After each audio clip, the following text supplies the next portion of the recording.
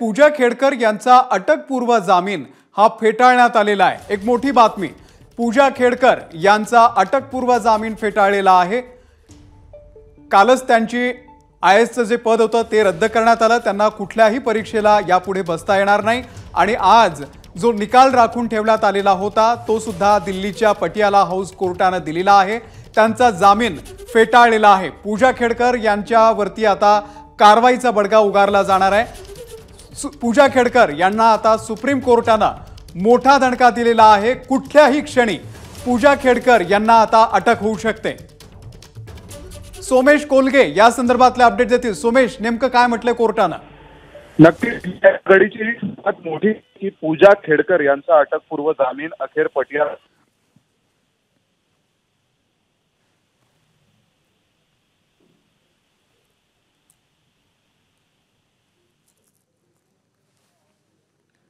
सोमेश यांच्याशी आपण पुन्हा एकदा संपर्क साधण्याचा प्रयत्न करूयात, परंतु एक मोठी बातमी, पूजा खेडकर यांचा अटकपूर्व जामीन आता कोर्टाने फेटाळलेला आहे। त्यामुळे त्यांना कुठल्याही क्षणी अटक होण्याची शक्यता आहे।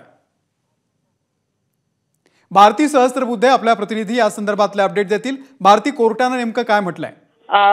खरं तर आपल्याला माहिती आहे की काल जोरदार युक्तिवाद झाला होता पटियाला हाऊस कोर्टामध्ये आणि पूजा खेडकरांच्या वकिलांनी युक्तिवाद करताना असं म्हटलं होतं की फक्त आणि फक्त जे नंबर ऑफ अटेम्प्ट्स आहेत त्या बाबतीत तुम्ही चौकशी करू शकता, मात्र एक महिला आहेत आणि तिने पुण्याच्या कलेक्टरांविरुद्ध सेक्शुअल हॅरॅसमेंटची तक्रार केली म्हणून पूजा खेडकरांना या सगळ्या प्रकरणात गोवलं जात आहे। तिची काहीही चूक नाही, मात्र सरकारी वकिलांनी म्हणजे यूपीएससीचे वकील जे होते त्यांनी मोठा युक्तिवाद केला होता आणि आज मात्र कोर्टाने त्या पूजा खेडकर यांना कुठलाही दिलासा देण्यास नकार दिलेला आहे।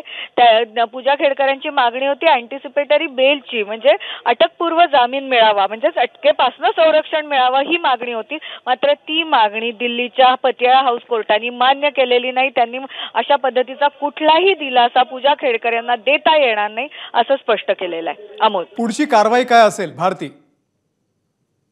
दिल्ली पोलिसांना करायची अमोल, कारण ही यूपीएससीने जी तक्रार दाखल केली होती किंवा एफआयआर दाखल केलेला आहे तो दिल्ली पोलिसांकडे दाखल केलेला आहे। त्यामुळे पुढची कारवाई त्यांना ताब्यात 15,000 प्रकरणांची चौकशी केली। आता त्यांनी काय चौकशी केली मला माहिती नाही, पण त्यांनी जाहीर केल्यानंतर हे प्रकरण आलंच ना पुढे।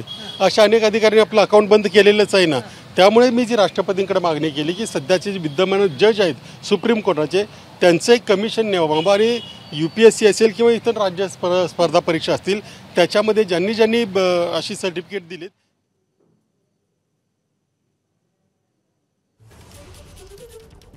तर भारती सहस्त्रबुद्धे आपला प्रतिनिधी आपल्याला या संदर्भातले अपडेट देत होत्या।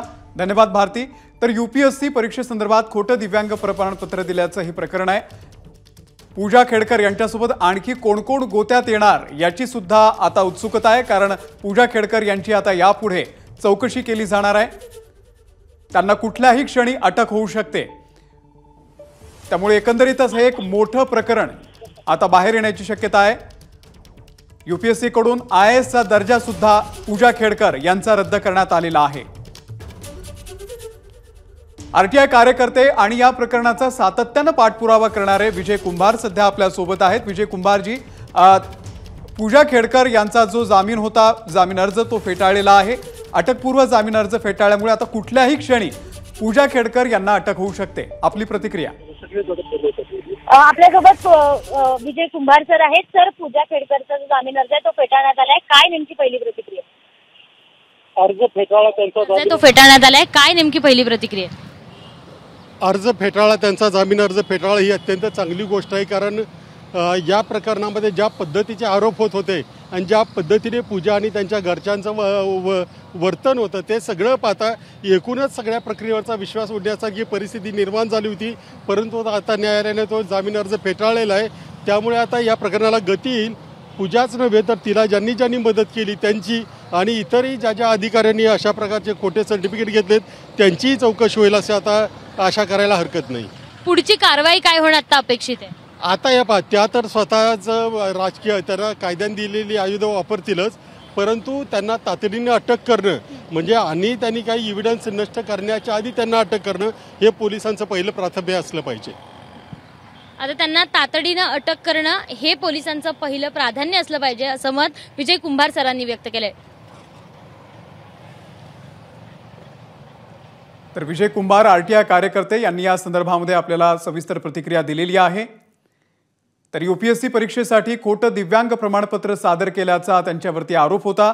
कोर्टामध्ये हे सगळं प्रकरण गेलं आणि त्यानंतर आता पूजा खेडकर यांचा अटकपूर्व जामीन दिल्लीतल्या पटियाला हाऊस कोर्टानं फेटाळलेला आहे आणि त्यामुळे पूजा खेडकर यांना कुठल्याही क्षणी अटक होऊ शकते आणि यानंतर चौकशी झाल्यानंतर एक मोठं स्कॅन्डल यामधून बाहेर येऊ शकतं, कारण यामध्ये अनेकांचे हात असू शकतात. त्यामुळे यूपीएससी परीक्षेसाठी खोटं दिव्यांग प्रमाणपत्र सादर केल्याचा आरोप असलेल्या पूजा खेडकर यांच्यासोबत आता आणखी कोण कोण गोत्यात येणार ते सुद्धा पाहणं फार महत्त्वाचं आहे.